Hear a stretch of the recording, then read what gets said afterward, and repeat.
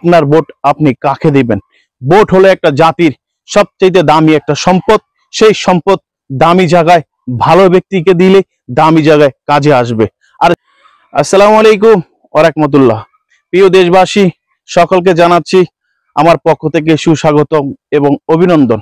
দর্শক, সকলে অবগত আছেন যে আগামী হয়তো ফেব্রুয়ারি মাসে বাংলাদেশে নির্বাচন হতে যাচ্ছে, জাতীয় সংসদ নির্বাচন। কিন্তু আমরা এখনো যারা এদিক এদিক দৌড়াদৌড়ি করছি, সকলকে বলবো আপনাদের মন হৃদয়কে এখনো স্থির করেন। কারণ আপনি ভোট দিবেন একদিন, পস্তাবেন 5টি বছর।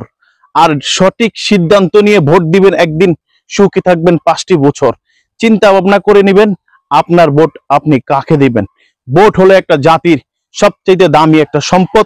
সেই সম্পদ দামি জায়গায় ভালো ব্যক্তিকে দিলে দামি জায়গায় কাজে আসবে। আর সেই ভোট যদি অযোগ্য লোককে দেন, দেশের আবারও চুরি, ডাকাতি, সন্ত্রাসী, খুন, রাহাজারি বেড়েই যাবে।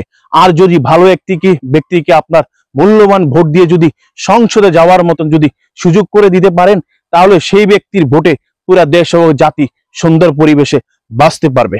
আমি জসিম বিল্লাহ আছি আপনাদের সাথে। কথাটি যদি ভালো লাগে অবশ্যই শেয়ার করবেন, ইসলামের জন্য, দেশের মানবতা এবং কল্যাণের জন্য।